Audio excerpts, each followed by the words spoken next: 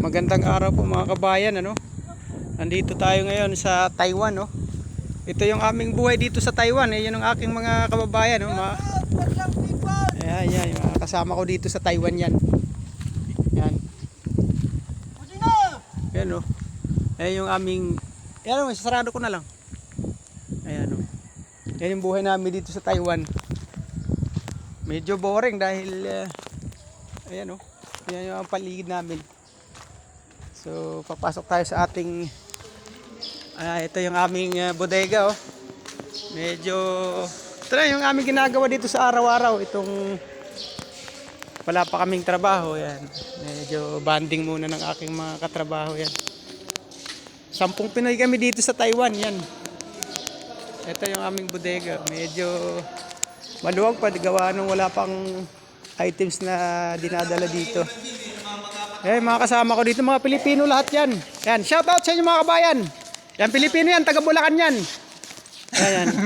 Yan, Bulacan yan, Bulacan. Ito, taga ano to, taga Northern Samar yan. Ito, taga Kurukunog yan. Yung isa naman, taga Kapis yan, yan. Mga lahing aswang. Yan, mga lahing aswang daw yan. Ito, taga Kapis to. Yan. Yan yung ano namin dito sa Taiwan dahil marami kaming mga Pilipino dito. Banding pag walang trabaho. So, paikot-ikot lang. Tapos, kung minsan ay lumalabas. Ganun lang yung aming ginagawa. Pero mahirap dahil gawa nung malayo sa pamilya siyempre. Yan, o. Yan, malalaki yung ano dito, warehouse, no? Yung aming trabaho.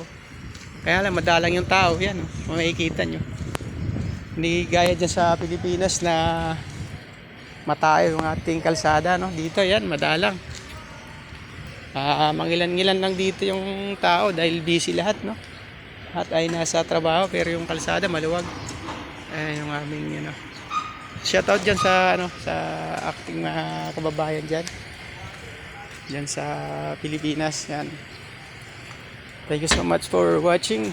Hope you like this video. Paki-like and share naman at sa ating Facebook page, no? At sa ating Facebook account. Thank you.